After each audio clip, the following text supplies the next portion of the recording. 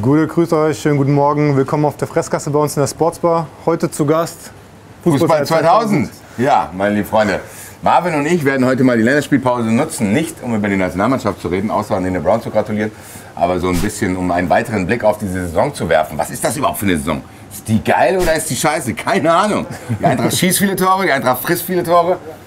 Marvin und ich fressen nichts, sondern Marvin und ich besprechen das. Ihr lasst jetzt schon mal Likes da, abonniert uns bei WhatsApp, macht alle diese Dinge, kommentiert und ach, keine Ahnung. Ihr kennt euch viel besser aus als ich, weißt du, ich muss euch das immer sagen, was ihr da machen müsst. Ihr macht das einfach alles.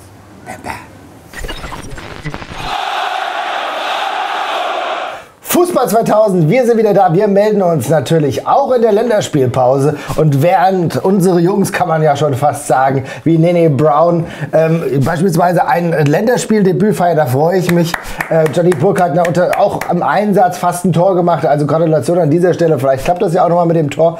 Aber wir wollen uns natürlich nicht mit der Nationalmannschaft, sondern mit der anderen Mannschaft beschäftigen, und zwar der Frankfurter Eintracht, die momentan so eine gemischte Situation hat vielleicht, und deswegen machen wir mal ein kleines Fazit, lieber Basti.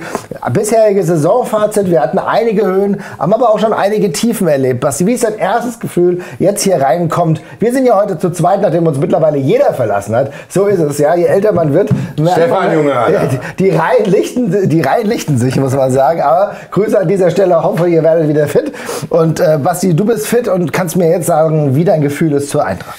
Ich wünschte, ich könnte es dir sagen, lieber Marvin, weil man hatte ja jetzt so ein bisschen Zeit, das alles mal sacken zu lassen, in diesen englischen Wochen. Dann kommst du aus Madrid, dann hast du wieder ein Heimspiel, dies, das, Ananas.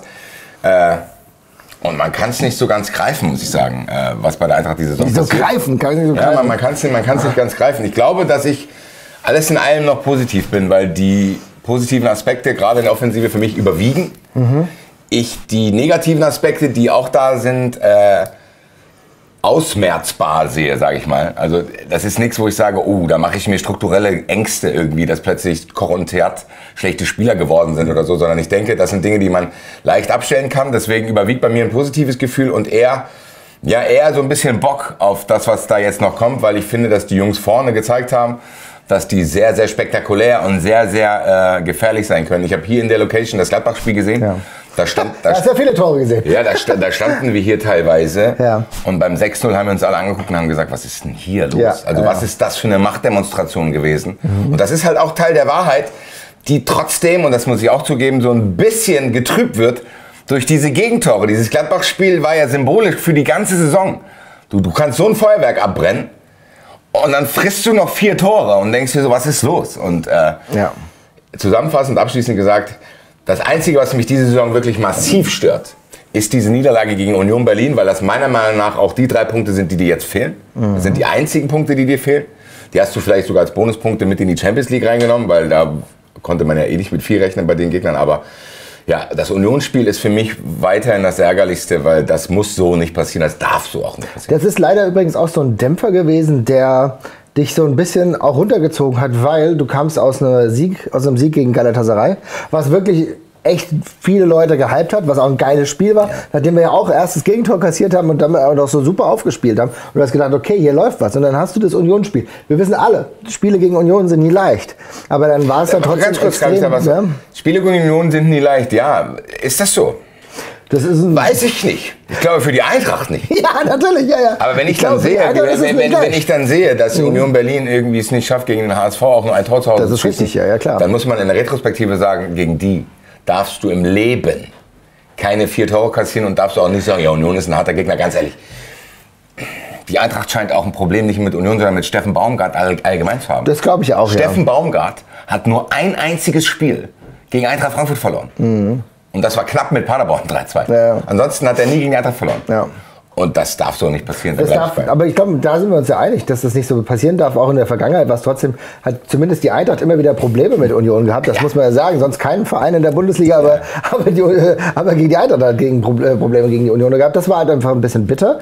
Und was dazu geführt hat, dass dann im Endeffekt keine Konsistenz hergestellt wurde. Weil hättest du da auch 3 Punkte geholt, würden wir hier auch noch mal ein bisschen anders sprechen. Wir müssen das alles ins Verhältnis setzen. Trotzdem auch da.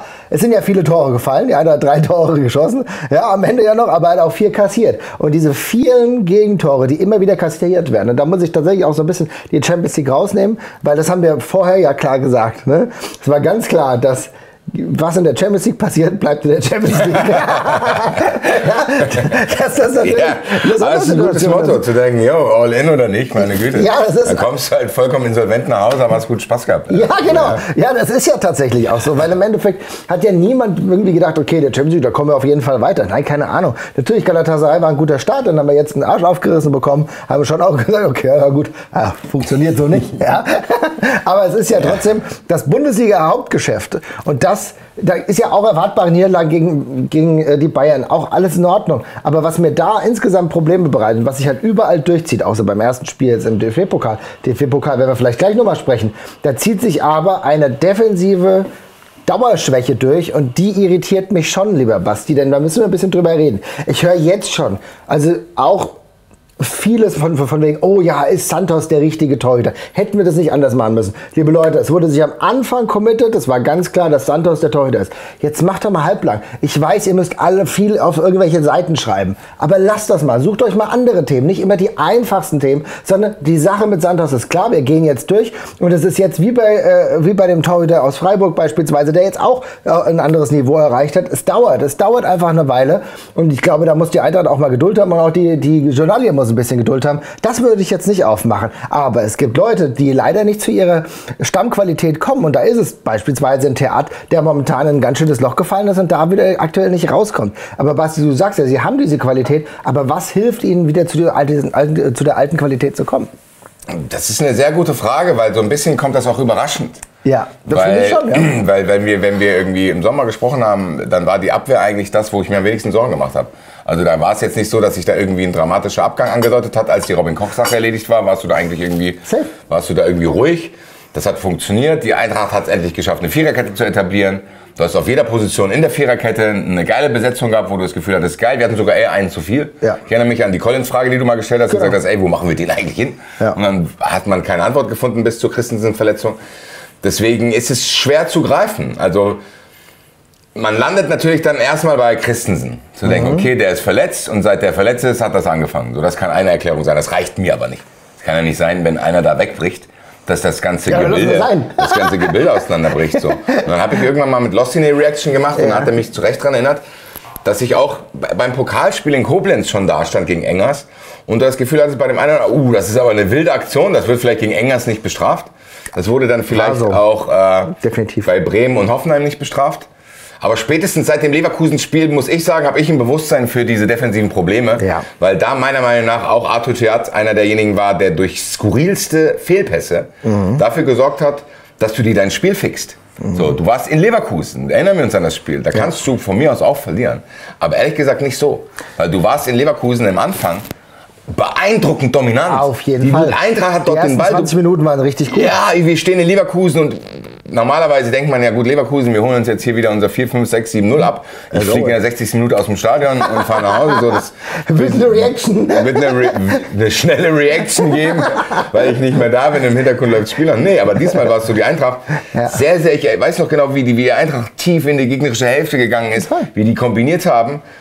Und Leverkusen das Spiel nicht durch eigene Stärke dann gewonnen hat, sondern die Eintracht hat Leverkusen überhaupt erst in dieses Spiel zurückgeholt. Leverkusen war mit neuem Trainer, die waren defensiv, die haben sich probiert irgendwie erstmal zu stabilisieren.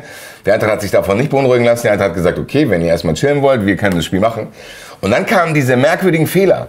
So Fehlpässe, dumme Fouls, Fouls vom 16er, auch echt scheiße ärgerlich, die dann dazu geführt haben, natürlich dann so extremer Freistoß, dann kannst du auch nichts machen. Das sind aber so Sachen, die du denen gibst. Aber die Möglichkeit überhaupt, eigentlich gegen Leverkusen erstmal gut zu starten, das haben wir ja doch gesehen. Und dann sind es aber diese Kleinigkeiten, da sind es diese individuellen Sachen, wo du dich einfach schon ärgerst. Natürlich, klar ist dann auch, wenn es Verletzungen gibt, aber trotzdem, du bietest den Gegnern zu viele Möglichkeiten und die Möglichkeiten sind zu einfach und das ärgert mich schon ein bisschen. Und da ist Theat natürlich einer derjenigen, weil der relativ viele Freistoßsituationen kreiert hat zu unseren Ungunsten oder halt auch Fehler gemacht hat auf andere Situationen. Ja, aber das ist ja das, was ich eingangs meinte mit, für mich ist trotzdem Arthur Theat über jeden Zweifel haben, weil er, glaube ich, in Summe schon gezeigt hat, was für eine Maschine das ist. Weißt du, was ich meine? Es ist ja jetzt nicht so, dass wir mit Arthur Theat einen neuen Spieler haben, wo wir denken, müssen wir mal gucken, reicht das oder wie wird sich das irgendwie entwickeln, sondern bei Arthur Theat weißt du ja, okay, Der muss den einen oder anderen Fehler abstellen, der muss die eine oder andere Stellschraube drehen, vielleicht muss auch die eine oder andere Abstimmung noch wachsen mit neuen Mitspielern, weil JB ist neu im defensiven Mittelfeld. Ja. Du hast mit Santos jemanden auch neu im Tor. Ich glaube, die Connection zwischen Torwart und Abwehr ist halt auch was Wichtiges, was sich auch einspielen muss über eine gewisse Zeit. Vielleicht sind da die Sachen. Ja, und es ist ja nicht nur er alleine, sondern auch Kapitän Robin Koch ist ja nicht in der besten Form seines Lebens. Auf keinen Fall. Aber bei ihm ist es ein ähnlicher Fall wie bei Thiath. Den würde ich jetzt auch nicht anzweifeln. Also für mich ist Robin Koch absolut zu Recht Kapitän, eine absolute Maschine. Aber wenn du schon ansprichst, man holt durch individuelle Fehler den Gegner ins Spiel, dann musst du auch das Bayern-Spiel nehmen. Auf jeden Fall. Wo du dir nach 15 Minuten auch ins Knie fickst. Wo du sagst, ey, so, gegen Bayern wird es nicht einfach, gerade nach so einem Atletico-Spiel. Ja, wenn du dann nach 15 Sekunden denkst, du kannst da ein bisschen rumdeletieren, dann machst du dir das Leben halt auch schwerer. Und auch da war die Eintracht im Anschluss an diesen Schock nicht unfassbar schlecht. Ja. So, sondern in gewissen Sequenzen des Spiels war das irgendwie ein Spiel auf Augenhöhe gegen Bayern.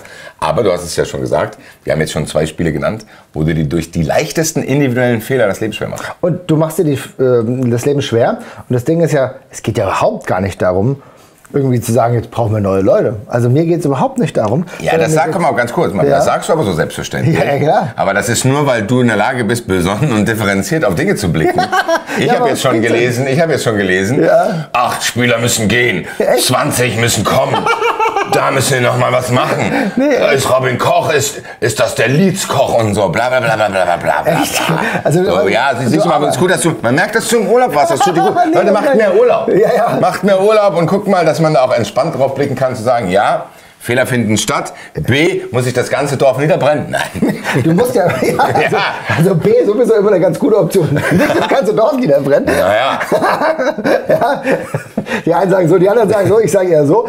Und da ist es ja tatsächlich so, wenn wir dabei bleiben, geht es mir doch darum, wir haben das Personal. Und das Personal, von dem wissen wir, dass sie unfassbare Qualitäten haben. Wir haben Theater, da waren wir in der letzten Saison, standen wir staunend da. Der Mund war die ganze Zeit offen. Wir hatten doch Angst, dass er geht. Ja, natürlich. So, wir hatten doch Angst, dass er geht, weil Robin Koch hatten wir auch Angst. Und wir wissen doch, was sie können. Das Ding ist ja nur, dass ich bei beiden wieder will, dass sie zu einem Leistungsniveau kommen, bei dem sie der Mannschaft wirklich mehr helfen. Dass immer mal kleine Fehler passieren, die auch zu Gegentor führen. Alles gut, das wird so sein. Aber wir merken diese dauerhafte Schwäche im Defensivverbund, der natürlich aber auch einige Situationen befördert wird. Du sagst, natürlich ist es anders ein neuer Torhüter, da müssen die Abstimmungen erstmal anders sein. Das war klar. Das war aber uns allen klar. Weil mit Kevin Trapp seit Jahrzehnten ein sehr sicherer Torhüter. Ich weiß nicht, ob das allen klar war. Auch hier Marvin. Ich bin mir nicht sicher, ob das allen klar war. Ja, na gut, aber es kann ja nicht sein, dass wir in Sachen Fußball nur über Transfers reden. Also wenn wir in Sachen Fußball nur noch über Transfers reden, dann haben wir den Fußball nicht verstanden. Weil man muss auch darüber reden,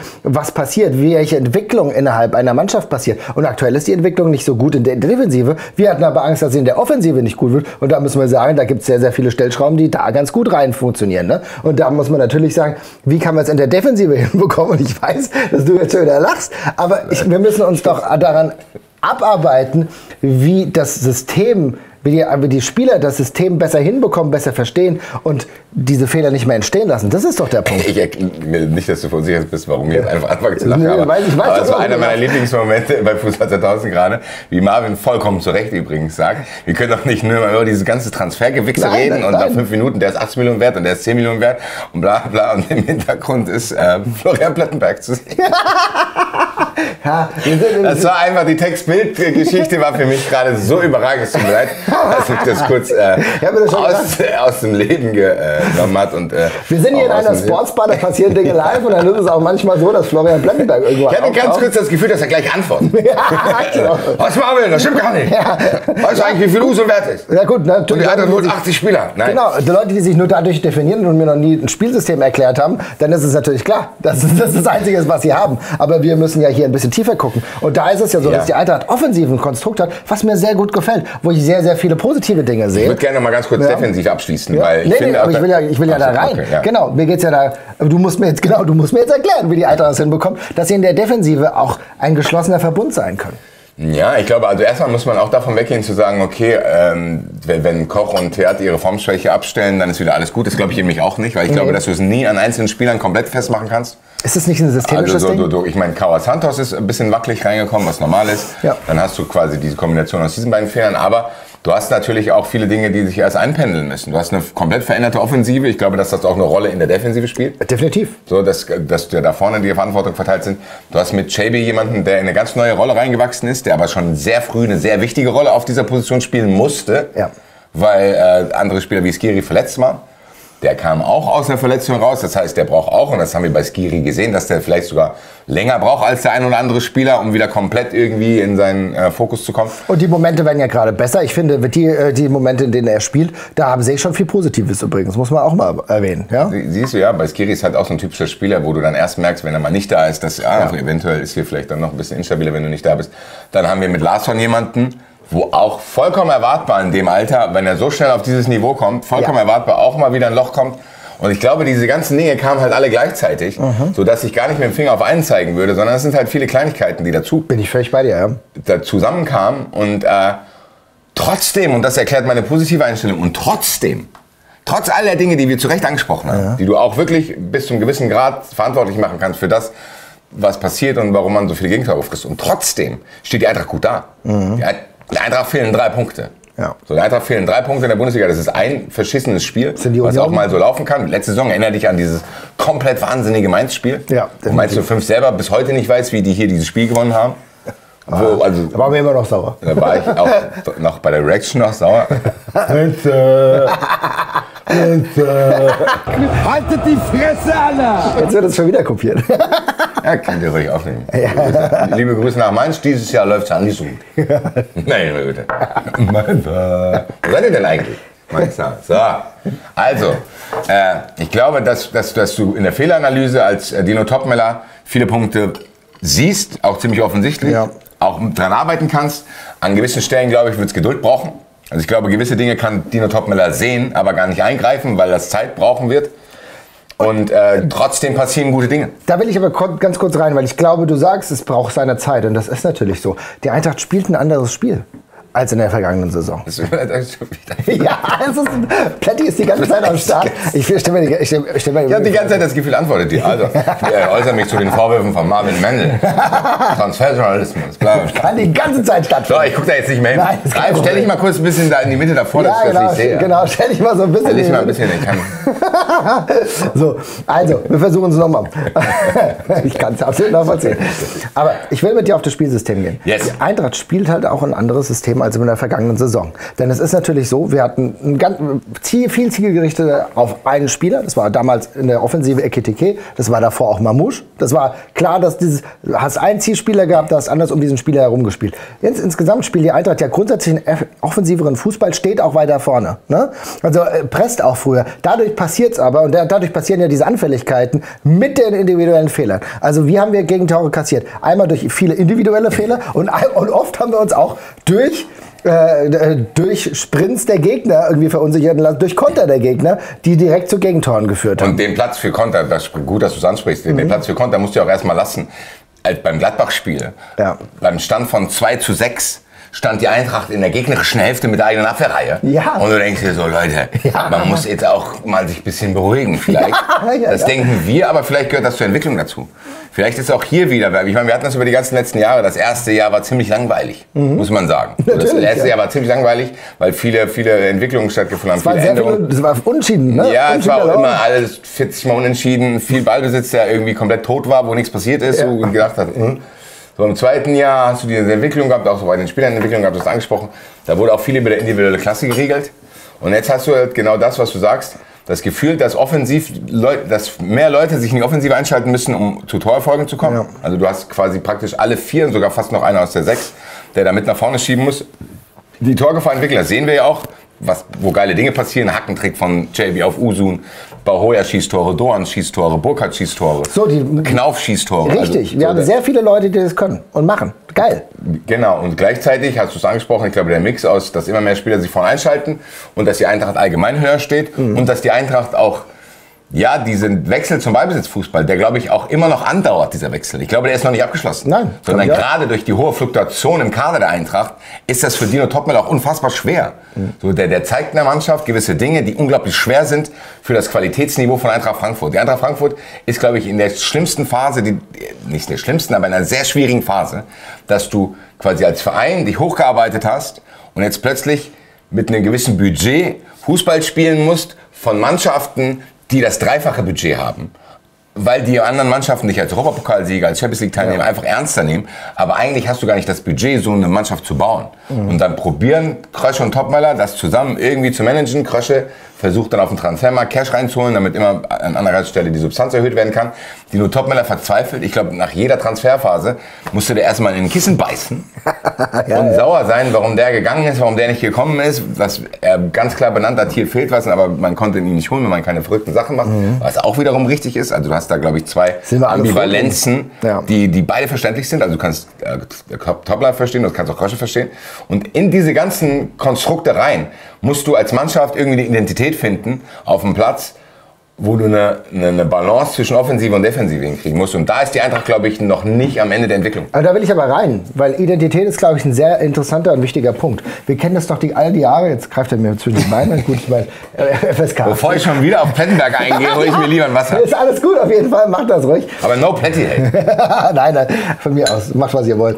Aber wenn wir in Sachen Identität uns darauf verständigen, dass die Eintracht ja auch immer eine Mannschaft ist, immer ein Verein war, bei der Identität ja auch wichtig war, dann müssen wir ja trotzdem auch die positiven Seiten sehen, weil ich glaube, ne, klar, jetzt ist Christensen verletzt, aber da können sich sehr, sehr viele Fans dran aufreiben, auch an ihnen, ja, sehen die sich nicht satt. Ich habe jetzt im Urlaub mit vielen Eintracht-Fans, die in Gran Canaria, schöne Grüße waren, auch im Flieger mit einigen gesprochen, die sind alle große Christensen-Fans. Wie geil es ist, so jemanden zu haben. Aber wie geil es beispielsweise auch ist, Entwicklungen zu sehen von einzelnen Spielern, wie Nene Brown, den ich eben schon erwähnt habe, der jetzt bei uns Nationalspieler geworden ist. Das ist auch, das darf man nicht vernachlässigen. Der wird auch noch eine Weile bei der Eintracht bleiben. Ich glaube, der fühlt sich hier wohl. Johnny Burkhardt, du guckst schon wieder anders. Ich bin Optimist. Heute bin ich Optimist, ja. Johnny Burkhardt wird eine Weile bei der Eintracht bleiben. Ja, da bin ich auch optimistisch. Ja, da weiß ich, dass du Optimist bist. Aber das sind auch so Spieler, das heißt, wir haben ja auch eine Identität, aber das muss auch alles erstmal wieder erwachsen. Und wir sind und ich bin vollkommen bei dir, in der schwierigen Phase. Weil natürlich ist es schon so, die Eintracht hat zu wenig Punkte in der Bundesliga, da gibt es nichts. Ich fand die Defensivleistung... Das sind auch viel zu viele Gegentore. Ich fand die Defensivleistung mit den Gegentoren teilweise Vogelwild. Ich bin immer noch wütend auf das Spiel gegen Union Berlin. Das ist eine absolute Frechheit. Ich finde auch die zweite Halbzeit gegen Gladbach darf so nie passieren. Das sind Dinge, das macht mich aktiv wirklich sauer. Trotzdem weiß Dino Topmöller mit Sicherheit, woran er zu arbeiten hat. Und es kommen halt wirklich viele Dinge dazu. Es ist genau das. Zum einen die individuellen Schwächen, zum anderen die Systemumstellung, die noch nicht so greift. Und zum dritten natürlich aber auch so, dass du halt, statt dass du einen defensiven Mittelfeldspieler hast, den du ganz gerne im Sommer gekauft hättest, der dir das bringt, bist du intern auf Umstellung angewiesen, wie du es mit Scheibe gemacht hast. Trotzdem, das sind genau die Punkte. Sie werden aber ineinander flowen. Wir müssen diese Hinrunde ihm auf jeden Fall diese Zeit geben und dann wird sich das auch geben, weil wir dürfen auch nicht vernachlässigen, das ist keine Individualbelastung, sondern eine dreifache und für einige Spiele aufgrund der Nationalspiele eine Vierfachbelastung. Das heißt, auch ein Theater, über den wir gerade gesprochen haben, der ist auch länderspielmäßig unterwegs. Und dann bist du in allen Wettbewerben. Und diese Wettbewerbe, die fordern dich neu. Und jetzt würde ich sagen, wir können die Bundesliga abhaken und sagen, da sind 3 Punkte zu wenig. Wir sehen aber die Entwicklung und wir sind noch überhaupt nicht negativ. Wir müssen nur jetzt mehr Punkte einfahren. Das ist die Bundesliga-Situation. In der Champions-League-Situation ist es ja für mich fast ein bisschen anders, weil das sind halt alles geschenkte Spiele in meinen Augen. Ja, Champions League ist, glaube ich, genau dieses Trainingslager, was du brauchst, um die von dir angesprochene Entwicklung zu haben. Also ich glaube, wo soll ich besser lernen, als wenn ich 5-1 bei Atletico auf die Schnauze kriege? Ja, genau. So, da lernst du doch auf diesem Niveau. So, du musst ja auch irgendwann die Gewichte erhöhen. So, um irgendwie voranzukommen. Und das hat die Eintracht gemacht. Sag mir mein Personal Trainer auch, ich habe keine Angst, ich habe keinen. Das kann ich mir nicht leisten. Hat sich dann in Madrid den Bizeps gerissen. Das heißt, vielleicht erstmal ein bisschen was runter machen. Das war dann ein bisschen zu viel. Aber ich glaube, diese Spiele musst du doch genießen, weil du kannst ja nicht irgendwie ein Jahr darauf hinarbeiten und sagen, ich will in die Champions League kommen und dann in der Champions League sein und sagen, nee, das ist mir dann doch zu viel. Ja. Nee, du bist jetzt da, genieße es, du hast es genossen gegen Galatasaray. Das wird ein Highlight sein, was wir alle mitnehmen werden. Dieser ganze Tag war unglaublich geil, dieses Spiel war geil, diese Magic war geil, dieser gegenseitige Respekt bei den Fans war geil. Das war einfach Champions League. Atletico war auf seine Weise auch geil, weil du halt mal gemerkt hast, okay, so spielen diese wahnsinnigen Mannschaften im Alltag, die ich vielleicht von Highlight-Spielen aus der Champions League kenne, wenn ich am Fernseher sitze und so, aber sowas kriegst du ja nie so oft live mit, dass du solche Mannschaften mal spielen siehst und die haben, ganz ehrlich muss man sagen, Atletico Madrid hat die Eintracht auf Halbgas kaputt gespielt. Und die haben also in dieser brutalen Effizienz, da muss ich schon sagen, da habe ich echt Chapeau. Das war komplett auf locker. Ja, genau. Im komplett lockeren Modus. Also ich habe das im spanischen Fernsehen gesehen und ich sag mal so, da ist jetzt, also die sind natürlich bei den Gegentoren, bei den Toren eskaliert, aber das war schon so, jeder wusste, naja, die könnten noch mehr wenden. Ja, aber ich glaube zum Beispiel, dass Nene Brown gerade aus diesem Spiel und auch aus dem Bayern-Spiel, wo er es unglaublich gut gemacht hat gegen Ulisse, unglaublich viel mitnimmt. Definitiv. Und dann ist er noch bei der Nationalmannschaft. Das heißt, Nene Browns Entwicklung ist unfassbar rasant. Überleg mal, wann die angefangen hat. Wir tun auch so, als wäre Nene Brown irgendwie ein 30-jähriger Außenverteidiger, der schon ewig bei uns ist. Nein, diese Entwicklung hat auch sehr holprig bei ihm angefangen. Da war er erst nicht mal für den europäischen Kader nominiert. Ja, klar. So, und dann haben alle gedacht, oh, blo, und alle hieß es ja, dann hieß es ja auch schon, ja, den musste habe ich gehört, O-Ton, als ich zum Stadion gelaufen bin, kam einer auf mich zu, ja, den musste die Eintracht ja nehmen, damit ich überhaupt den Usun bekomme. Das war ja so ein Side-Deal, so, bla, ja, okay, wenn du das weißt, Bruder, wenn der Richard aus der Wetterau das weiß, dann nehme ich die Informationen mal an. Aber es scheint nicht so ganz gewesen zu sein, weil Nene Brown dann schneller als angesprochener Usun da reinkam, der jetzt aber auch reinkommt. Ja. So, für den das auch, ganz ehrlich, für den, der wird, wenn er ehrlich ist, und er hat sich danach entschuldigt und hat gesagt, nee, diese Psst-Geste galt nicht den Ghana-Fans. Na, safe galt sie den Ghana-Fans. Und wie geil ist das? Der Typ ist 19 Jahre alt, der macht in der Champions League gegen Galatasaray ein Tor und stellt sich vor die Gästekurve und macht so, Alter. Der musste das Digga, aber auch machen. Das ist jetzt Boss-Level, Respekt plus 99, Alter. Der musste das aber auch machen, das ist jetzt türkischer Nationalspieler. Ja, ist ja alles in Ordnung. Ich will ihn auch jetzt hier nicht exposen, das bleibt ja hier unter uns, was wir hier besprechen. Nein, das ist ja auch egal. Aber trotzdem, das sind doch Entwicklungen, die sind unglaublich geil und dafür brauchst du diese Spiele. Mhm. Und ich glaube, dass du auch noch den einen oder anderen Schlag in die Fresse in der Champions League bekommen wirst, aber ich glaube auch, dass du vielleicht mal von der Seite irgendwie ein RKO out of nowhere landen kannst. Ja, das kann ich mir auch sehr, sehr gut vorstellen. Aber trotzdem sind es natürlich Spiele, du sprichst Entwicklung an. Wir sind seit 2018 hier und sind immer noch hier. Also andere haben andere Entwicklungen mitgemacht. Ich will nur sagen, ne, da müssen wir nicht über Still standing strong, Alter. Weil wir noch nicht sitzen auch noch hier, wenn wir 60 sind und labern euch voll, Alter. Definitiv wird so sein. Farewell, ey, John Cena. Hat noch ein paar Matches. Hat noch ein paar Matches, aber Abschiedstour, wir begleiten ihn. Auf jeden Fall. Zumindest virtuell, wir sind immer an seiner Seite, auf jeden Fall.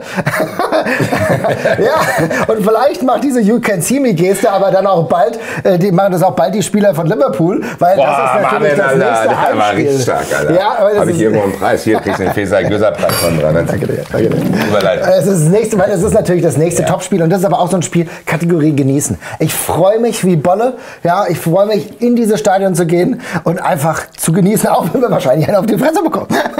Ja, also ganz am Ende, also wirklich.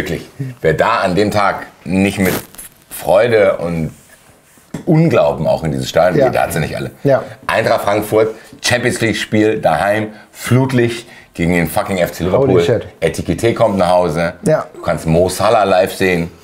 Du hast diese unfassbare Offensivreihe, Wirtz, also Liverpool, Van Dijk, die Alisson Becker. Was sind das für Spieler? Das sind die Spieler, die kenne ich von der Playstation. Ja, logisch, auf jeden Fall. So, das sind da zocke ich zu Hause mit, wenn ich nicht gerade NHL 26 suchte aktuell. Sucht ihr, ja? Tatsächlich NHL 26. Falls ihr Bock habt, gegen mich online zu spielen, Basti_Schwert meldet euch. Ich habe mir letztens das WWE-Spiel für die Switch 2 gekauft, weil ich muss wirklich sagen, ich bin ein bisschen skeptisch, ne, bezüglich Wrestling-Spielen auf der Switch, weil ich hatte mal eins, das war nicht so gut, aber mit der Switch 2, das WWE 25 ist richtig gut, macht richtig Spaß, man merkt, dass die Switch auf jeden Fall... Du bist jetzt aus dem Urlaub zurück, wir machen jetzt einen kleinen Game-Teil. Du musst auf jeden Fall mal bei mir zu Besuch kommen, weil ich habe jetzt die PlayStation VR 2 Brille. Oh, krass, echt? Boah, Digga, ey, da stehst du drin und denkst wirklich, du stehst in einer scheiß Tennishalle. Okay. Aus Publikum, dann ist hier und dann denkst du, dann klackst du da durch dein Wohnzimmer. Hast du schon was kaputt gemacht? Ich habe mein Regal schon kaputt geschlagen, weil ich probiert habe, irgendwie noch einen Ball aus dem Auszuholen. Aber macht richtig Bock. Darum soll es nicht gehen. Wir waren bei PlayStation nur, weil es um diese Spieler geht. Ja, Liverpool wird ein absolutes Highlight. Ich habe richtig Bock. Ja. Ich habe richtig Bock und ich habe halt Bock, dass das nicht wie gegen Atletico wird, sondern dass, wenn wir über Lernprozesse reden, dass der einen Schritt weiter ist und dass man vielleicht sagt, okay, wir sind Eintracht Frankfurt, klar wollen wir uns zu einer Ballbesitzmannschaft entwickeln, aber gegen Liverpool schalten wir mal wieder ein bisschen Vintage Eintracht Frankfurt, Fight Club, Pressing, Konterball ein, dass du dann eventuell diese langen Bälle, die du vorhin bei den Gegnern angesprochen hast, vielleicht mal wieder bei der Eintracht siehst. Und das ist so ein bisschen, und das ist mit Sicherheit jetzt nicht das, was Dino Topmöller in einem Vortrag auf einer Trainertagung vorstellen wollen würde, aber ein bisschen Bruder schlag den Ball an. Kann gegen Liverpool, glaube ich, auch nicht schaden, weil, und um jetzt vielleicht ein bisschen Schärfe reinzubringen in die Diskussion. Liverpool ist auch nicht so gut drauf. Die kassieren auch drauf. Ja, es ist, ja, also ihr seht, liebe Leverkusener, wollte ich schon sagen, Liverpooler, da ist auf jeden Fall ein bisschen was drin, aber ich habe halt auf jeden Fall einfach Bock, weil allein die Stimmung, es wird geil. Ich glaube, auf Fans ist ja eine gute, positive Atmosphäre. Das wird total geil. Also ich freue mich darauf, aber genau das sind solche Spiele, das sind Belohnungsspiele für die einzelnen Spiele, die sich das in der letzten Saison auf jeden Fall so erarbeitet haben mit direkter Champions League Qualifikation. Das ist total gut. Also das ist etwas, was ich ausklammern würde, wo mir aber natürlich schon so ein bisschen, sage ich mal, ein bisschen mehr der Stift geht, ist ehrlich gesagt so der DFB-Pokal, weil ich muss sagen, erste Runde, du hast es angesprochen, ihr wart da, Engers, da habe ich ja gedacht, okay, das lief natürlich ganz gut und diese Fehler, die du vorhin angesprochen hast, die waren da schon offensichtlich. Es war schon da, dass ich schon bei dem einen oder anderen gedacht habe, okay, du bist eigentlich nicht auf Niveau, ne? Und dann hat sich das bei einigen so durchgezogen und jetzt das schwierige Spiel gegen den BVB, da muss ich schon sagen, ach, das kommt mir ein paar Runden zu früh. Ja, es ist also, dass die Losfee hat es diese Saison mit der Eintracht nicht so gut gemeint. Natürlich für uns ist das geil, wir können morgens aufstehen, wir müssen ja nicht gegen Liverpool spielen. Ja, aber ich meine, die Eintracht hat eine krasse Champions League Auslosung bekommen und im DFB-Pokal schon in der zweiten Runde ein Spiel gegen Dortmund zu haben, ist, glaube ich, nicht ideal, aber es ist jetzt so. Es ist jetzt so und du hast die Möglichkeit, Dortmund auch schon früh auszuschalten, um einen absoluten Favoriten auf diesen Wettbewerb schon frühzeitig irgendwie zu beseitigen. Wenn du Bock hast, den Pokal zu gewinnen, dann musst du früher oder später gegen Dortmund spielen. Von daher bin ich, was das betrifft, entspannt, weil wir haben jetzt viel über Defensive, viel über Fehler geredet, weil die Eintracht trotzdem vorne, und da können wir vielleicht noch mal ein bisschen deutlicher drüber sprechen, vorne ist brutal, was abgeht. Das macht mir so viel Spaß. Du kannst über jeden einzelnen Spieler wirklich freudig reden. Wenn du überlegst, Bahoja hat einen Schritt gemacht. Für safe. Bahoja hat einen Schritt gemacht. So. Can Uzun hat nicht nur einen Schritt gemacht, sondern 3. So, der ist einer der krassesten Spieler. Der hat keinen Schritt, der hat einen Sprint gemacht. Also wirklich Wahnsinn. Ja, also diese Torgefahr, diese Schnelligkeit, Traumtore schießen zu können. Und eine gewisse Grundsicherheit. Diese Grundsicherheit, dieses Selbstvertrauen auch. Das ist schon geil. Also ganz ehrlich, ne, man muss ja überlegen. Guck dir, wie die Tore gemacht wurden. Genau, das ist halt das Ding. Und das ist halt das Ding, weil ich finde es schon krass. Natürlich, Tore schießen und Tore schießen sind trotzdem zwei unterschiedliche Sachen. Weil du kannst ja auch reinmurmeln und reingucken und dir wenig Selbstvertrauen holen. Oder du machst es halt wie Can Uzun, der halt einfach ein Spieler ist, von dem du denkst, okay, alles klar, wo hast du denn dieses Selbstvertrauen? Spektakeltore. Also das Tor gegen Bremen hat ja schon so einen kleinen Vorgeschmack gegeben, einfach. Außerhalb des 16ers ist auch wichtig, dass die Eintracht da anfängt, das in ihr Programm aufzunehmen, weil das sie auch helfen kann gegen tiefstehende Gegner. Dann dieses Tor gegen Gala, wo der in einer Drehung dieses Ding da reinhaut mit dem schwachen Fuß. Und dann in Gladbach dieses Tor. Also dieses Gladbach-Tor mit Xabi und Uzun ist für mich so ein bisschen sinnbildlich für das Spektakel, was da vorne stattfindet. Wo du denkst, Alter. Und auch da wieder, tut mir leid, dass der Marvin heute wieder ankommt, aber es ist auch da. Bleibt in dem Moment, liebe Fans. Mendel. Aber bleibt in dem Moment, liebe Eintracht-Fans. Wir müssen genau das auch wirklich... Ja, genießt das, Alter. Mit Suppen löffeln, das hast du letztes Jahr auch schon gesagt bei EKTK. Das müssen wir alles wirklich löffeln und inhalieren und aufnehmen. Denn es ist nicht selbstverständlich, dass Spieler wie Can Uzun bei der Eintracht erstens diese Entwicklung machen. Das hängt mit dem gesamten Team, auch mit dem Trainerteam zusammen, die auch auf ihn setzen, die auch ihn hier haben fallen lassen, aber auf der anderen Seite natürlich auch mit dem Scouting, mit vielen Situationen zusammen, aber auch an ihm selbst. Und es ist nicht gewöhnlich, dass solche Topspieler bei der Frankfurter Eintracht unterwegs sind. Und das müssen wir konsumieren und aber auch gleichzeitig nicht an zukünftige Dinge denken. Mir ist scheißegal, was er in einem halben Jahr oder in einem Jahr tut. Ich bin sicher, dass er in einem halben Jahr noch bei der Eintracht ist. Aber lasst uns hierbei bleiben und die nächsten Zeiten einfach gehen. Und das ist natürlich aber auch so, dass er halt auch viele Spieler an seiner Seite hat. Du hast ja Bahoja angesprochen. Auch ein Knauf trifft regelmäßig. Und ehrlich gesagt, Johnny Burkhardt, mein Main Man, ja, auch der fuchst sich gut rein. Auch der übernimmt Verantwortung. Das sind Dinge, da sage ich, da freue ich mich einfach über die Variabilität in der Offensive. Zu Recht auch, weil dieses Johnny Burkhardt-Tor in Gladbach ist auch symbolisch für was Neues. Ja. So dieses typische Mittelstürmer-Tor. Irgendwie reingewollt. So, du gibst noch mal alles und wurschtelst ihn irgendwie am Torwart vorbei. Das ist eben kein spektakuläres Tor im offensichtlichsten Sinne, aber eigentlich schon. Eigentlich ist das schon ein geiles Tor, weil es mit einer Energie, mit einer Einstellung, mit einem Willen erzielt wurde. Ja. Und ich bin auch der Meinung, dass Johnny Burkhardt dafür sorgt, dass diese Spieler drumherum, die wir angesprochen haben, dadurch auch es leichter haben, Tore zu machen. Wie Litz Doan zum Beispiel, wo ich mir denke, ey, oh ja, meine Güte. Was habe ich mich auf diesen Spieler gefreut und was habe ich mich bestätigt gefühlt, warum ich mich auf diesen Spieler so gefreut habe. Defensiv wie offensiv. Ja. Dieses Tor in Hoffenheim. Na, herzliche Glückwünsche. So. Ja. Das ist was Neues, was die Eintracht hat. Dann hast du das Gefühl, dass Xabi Standardsituationen wieder ein bisschen angezündet hat. Ich finde, Xabi ist auch einer der Gewinner, dieses Konstruktes. Das muss man ja ganz klar so sagen. Natürlich hat er immer noch ein paar Schwächephasen, aber insgesamt ist das ja ein ganz anderer JB, als den wir zuletzt gesehen haben. Der ist auch sicherer geworden. Der hat auch in den Standardsituationen, die Standardsituationen funktionieren besser, auch wegen ihm. Und da muss ich auch sagen, er wird öfter dadurch bestätigt, Scorer-Punkte, sei es jetzt nicht der letzte Pass, aber trotzdem in dem Gesamtaufbau ist er viel wichtiger geworden. Und da hilft ihm auch, dass das auf alle Schultern verteilt ist. Tatsächlich. Und wenn ich an ihn und Uzun denke, dann denke ich nicht nur an dieses spektakuläre Tor in Gladbach, sondern ich denke auch an einzelne Szenen, die vielleicht gar nicht so auffallen, aber wo zum Beispiel JB und Uzun diejenigen sind, die einen unglaublich wichtigen Lauf in der Defensive nochmal machen. Finde ich auch. Wo dann alle Defensivspieler zu ihnen kommen und sie abklatschen und sagen, ey, das ist auch ein Teil der Entwicklung. Ja. Weil das, glaube ich, auch was war, was Dino Topmöller an gewissen Stellen gestört hat. Dieses Mitmachen in der Defensive, das verlangt er von jedem. Und die haben das verinnerlicht, die machen das auf gute Art und Weise und sind sich nicht zu schade, das auch zu machen. Das heißt, eigentlich kann man sich freuen auf die nächsten Wochen, weil diese Offensive, wie wir es gesagt haben, sehr, sehr gut funktioniert. Das Einzige, weil ich habe ja gesagt, ich bin grundlegend eigentlich positiv. Das Einzige, was jetzt kommt er wieder raus. Alles mit dem Arsch ein, ich merke schon. Nee, nicht alles, aber so ein bisschen auf die Langfristigkeit Richtung Winter. Wir haben es angesprochen, Dortmund, guck mal, wenn du gedacht hast, dass mit Atletico und Bayern, dass du jetzt mal 2 Brocken aus dem Weg geräumt hast, dann läufst du gerade die Straße geradeaus weiter und denkst, ja geil, da sind mir noch 2 Bäume umgefallen und die Straße ist immer noch nicht frei. So, es wird nicht einfacher. So, ist ja auch nicht so, dass wenn man dann denkt, jetzt haben wir einen schweren Oktober, dann guckst du in den Kalender für November. Schweren November. Ja. Oh, Neapel. Dann denkst du, ja gut, jetzt haben wir uns den Dezember gerettet. Oh, Barcelona. Es wird nichts Schweres mehr geben, das wird jetzt der Default-Modus sein. Es wird schwer bleiben, weil ich glaube auch, dass dann gerade zwischen so Highlight-Spielen so ein Sandwich-Spiel gegen St. Pauli daheim auch ekelhaft ist. So. Aber sind das nicht die ganz wichtigen Spiele? Ja klar, ja so. Und jetzt komme ich zu meinem Punkt, der mir ein bisschen Angst macht. Ich habe ein bisschen Angst, dass an gewissen Stellen der Kader nicht breit genug ist. Und das kommt dazu, die Eintracht hat auch ein bisschen Verletzungspech. Wir dürfen nicht vergessen, das haben wir beide heute auch vergessen, wenn wir darüber sprechen, warum hakelt es an der einen oder anderen Stelle nochmal so. Das ist gar nicht so Dreckschwein. Du hast mit Götze, Skiri und Trapp zeitweise wirklich 3 absolut erfahrene Stützen nicht dabei gehabt. Ja. Und dann kannst du, glaube ich, auch nicht davon ausgehen, dass das dann so stabil weitergeht, weil ich weiß, viele Leute denken dann, ja, das sind jetzt nicht die spektakulärsten Spieler und ich glaube auch das Wirken von Kevin Trapp ist natürlich dann im Tor sichtbar, aber ich glaube, in der Kabine und neben dem Platz und im Training ist das eben nicht so sichtbar für den Fan. Du merkst, wenn so ein erfahrener Spieler weg ist, wenn ein Spieler wie Mario Götze nicht mehr das Spiel an gewissen Stellen beruhigen kann, weil er selber mit seiner Fitness zu kämpfen hat, und wenn Elias Skiri, der wirklich immer mindestens über 12 Kilometer läuft, wenn der auch nicht da ist, das ist ein bisschen instabil so, die waren jetzt verletzt, die müssen jetzt erstmal wieder reinkommen.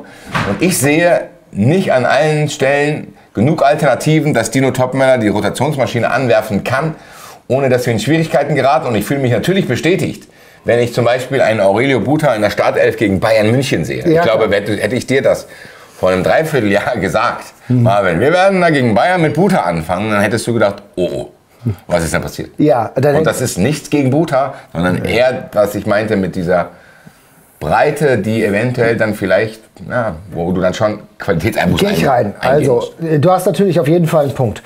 Einen Punkt, den man aber gar nicht wegwischen kann, der in keiner Mannschaft auf diesem Niveau wegzuwischen sein wird, ist, dass du Spieler der Güte wie Götze, wie du sie auch mit Christensen aufgrund seines Alters, aufgrund seiner Erfahrung, aber natürlich auch mit Kevin Trapp, wenn diese 3 Spieler, und Skiri hast du auch angesprochen, wenn einer ist verkauft, die anderen sind halt nicht fit, dann du wirst es nie 1:1 ersetzen können. Du kannst überhaupt froh sein, dass diese Spieler überhaupt bei der Eintracht spielen. Dass ein Götze überhaupt den Weg zur Eintracht gemacht hat, den haben wir damals gefeiert und der wirkt immer noch. Der wirkt ja weit über das, was man auf dem Platz sieht. Da gibt es Charity-Initiativen nebenbei, der ist ja auch wichtig für diesen Verein als Gesamtes. Ne? Und der ist aber auch wichtig in der Kabine. Und Kevin Trapp war auch sau wichtig in der Kabine. Allein wenn es ums Zwischenmenschliche, auch um die Sprachbarrieren geht, die er wegwischen konnte, weil er halt bilingual unterwegs war. Also auch das hat einfach geholfen. Und das fehlt dir natürlich. Und es ist doch ganz klar, dass das alles so 2, 3, 4% geben, die du von dieser Mannschaftskarte abziehen musst. Dann mit einer Formschwäche.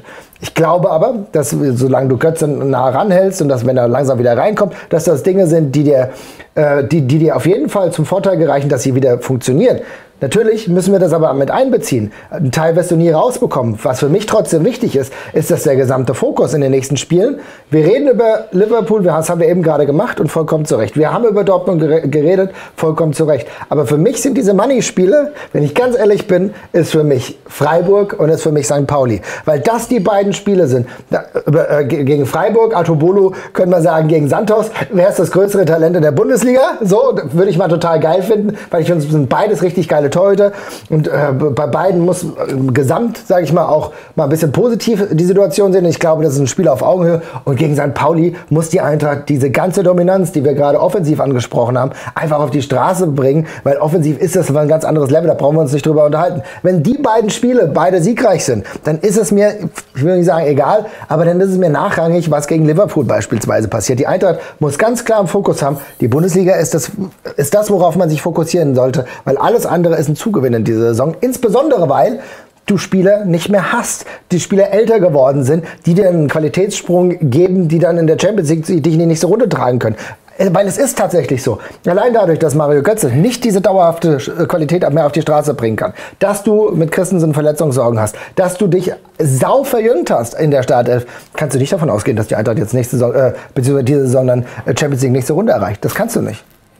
Ja, wahrscheinlich ist das so. Und wahrscheinlich ist es auch gesund, dass du das eben nicht auch erzwingen willst. Nein, warum? Weil du könntest ja dann auch sagen, okay, ich gehe finanziell irgendwie an gewissen Stellen all in, um das irgendwie zu erzwingen. Und dann hast du irgendwann, wenn du es aber trotzdem nicht erreichst, einen teuren Kader da stehen, wirst die Spieler nicht los. Was du ja teilweise jetzt schon hast. Du hast ja auch Spieler nicht geholt, weil du manche Spieler einfach nicht losgeworden bist. Merkst du? So, ich meine, und am Ende kann man da im Winter auch nochmal korrigieren, eingreifen. Aber ich glaube, das ist dann auch der Zeitpunkt, darüber zu sprechen, wenn der Winter ist. Weil jetzt kann man eh nichts machen. Es bringt jetzt auch nichts. Du kannst jetzt noch 1000-mal überlegen, ja, da brauchen wir ihn. Jo, kann sein.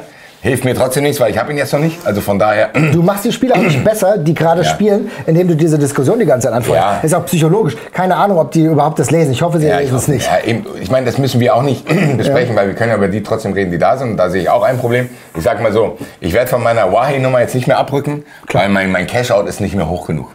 Also das lohnt sich jetzt auch nicht mehr. Die Wette muss ich zu Ende spielen. Ja, klar. Also wenn ich jetzt Cash-Out drücken würde, wäre der Gewinn minimal. Deswegen gebe ich einfach die Hoffnung, was das betrifft, nicht auf. Gut. Kann aber Ambivalenz aushalten und zugeben, zu sagen, okay, im Sturm muss man halt auch gucken, ob Johnny Burkhardt derjenige ist, der halt Vergleiche Mamouche beim Moani-Abgang jetzt bis Winter erstmal durchziehen muss. Um dass man da irgendwie sich ins Ziel rettet, weil die anderen beiden Alternativen nicht so gut funktionieren. Bei Batshuayi bin ich eigentlich relativ entspannt. Immer wenn er reinkommt, definitiv bin ich ruhig. Ein erfahrener Mann, ist ein guter Typ auch. Ich würde diese Option öfter fahren und auch früher, weil mir ist manchmal fast ein bisschen zu spät. Ich glaube, man kann auch mal sagen, man spielt heute mal ein Spiel mit Batshuayi vorne. Das ist auch kein Drama. Ich verstehe das nicht. Also jetzt, ne, mach das mal gegen St. Pauli. Warum denn nicht? Weißt du? Könntest du mal theoretisch machen. Das meine ich. Und das sind halt diese Dinge, aber das sind halt die so ein bisschen meine kleine Skepsis so ein bisschen erklären. Aber du hast gut aufgefangen, weil am Ende ist es so, wie es ist. Man kann es eh nicht ändern. Ja, kriegst mal Wasser. Danke. so ein bisschen räuspern hier. Nee, und man muss jetzt die Situation so annehmen und es wird dem einen oder anderen halt auch helfen. So, weil ich war ich auch ehrlich mit, bei Holland war ich skeptisch, ob das ein Spieler ist, der uns auf dem Niveau helfen kann. Aber wenn der jetzt diese Spiele nutzt und diese Einwechslung nutzt, um vielleicht auf ein anderes Level zu kommen, dann hat die Eintracht viel gewonnen und wir werden es abwarten müssen. Ich glaube trotzdem, dass wir zusammenfassend sagen können, die positiven Dinge überwiegen, trotz der ganzen Gegentore, trotz der ganzen Fehler. Und die Probleme sind offensichtlich, wir haben sie hier nochmal skizziert, wir haben hier nochmal klar gemacht, was abgestellt werden muss. Die sind auch keine, die schlaflose Nächte bereiten, in dem Sinne, dass man denkt, oh, das kriegen wir nie wieder hin. Also ich glaube, guck mal, du könntest ja auch Gladbach-Fan sein. So, und in Gladbach glaube ich schon, und das ist no disrespect, weil ich will, dass Gladbach in der Bundesliga bleibt und ich habe auch das Gefühl, dass Gladbach so ein bisschen Vorbild für die Eintracht war. Aber Gladbach, die haben tatsächlich gewachsene strukturelle Probleme in dem Kader. Also da ist schon ein Philosophieproblem. Da ist mit Roland Wirkus meiner Meinung nach der schlechteste Manager der Bundesliga am Werk gewesen. Schöner Schnörrer, sonst nichts. Der wirklich auf merkwürdige Art und Weise, und der auch nicht alleine verantwortlich war, aber wo du das Gefühl hattest, als Gladbach-Fan verzweifelst du, weil du weißt, die Probleme, die man da identifizieren kann, die wirst du nicht in 3 Wochen gelöst haben. Bei der Eintracht, viele Dinge, von denen die wir heute angesprochen haben, nicht alle, aber viele von denen, die können sich in 2 Wochen komplett erledigt haben. Und warum ist das so? Weil die Qualität da ist. Und das ist nämlich der Punkt. Erinner dich, die Eintracht, ich meine, wir verfolgen die Frankfurter Eintracht schon sehr, sehr lang. Ich habe letztens mit Spaß über diese Innenverteidigungsproblematik, die es in den 2000ern regelmäßig gab, wo wir dann Spieler nicht verpflichtet haben, die keinen großen, als Karim Hagi nicht verpflichtet wurde. Oder so, ne? Es gab immer Spieler, wo wir gesagt haben... Das ist unser Lieblingsbeispiel. Ja. Abends Lieblingsbeispiel ist Karim Hagi und ich sage dann, stattdessen musste Ricardo Clark, der arme Kerl, spielen. So, der arme Defensive. Du bist doch 1,50 Meter, willst du in der Innenverteidigung spielen, ja klar. So, aber weißt du, das ist trotzdem sehr sinnbildlich klar, denn damals war es ein Qualitätsproblem. Wir hatten niemand, der auf einem gewissen Qualitätsniveau spielen konnte und wir hatten dementsprechend Angst. Diesmal wissen wir, dass jeder dieser Spieler es kann, aber es gerade nicht auf die Straße bekommt. Aber mit einer Entwicklung, mit einer größeren Sicherheit, wenn jeder sich diesen Spielstil verinnerlicht, kommen sie wieder dahin und das ist das Gute. Wir müssen nur Geduld haben und viel Ruhe und viel Sicherheit trägt dazu bei, dass diese Eintracht wieder besser wird. Insofern bin ich ganz, ganz sicher, dass wir im Winter eine Eintracht da stehen haben. Da müssen wir mal gucken, wie das tabellarisch aussieht, bei dem wir schon sagen, das ist eine ganz gute Grundpunktzahl. Jeder ist wieder auf sein Niveau gekommen. Wir sind einigermaßen gut durch die Champions League geflowt und wir gucken dann mal, wo es hinläuft. Weil unser Ziel am Ende des Jahres ist ja auch nicht zwingend wieder die Champions League zu erreichen. Unser Ziel ist zumindest die Europacup-Qualifikation zu erreichen, denn ihr wisst alle, was bald ist. Da ist der UEFA Europa League Finale ist nämlich in Frankfurt. Das könnte uns ja auch zum Vorteil gereichen und würde ja ein bisschen Spaß machen, da mal vorbeizuschauen. Also, ich würde sagen, in diesem Sinne verabschieden wir uns. Wir sehen uns nächste Woche wieder. Macht's gut, ihr Lieben. Ciao, ciao.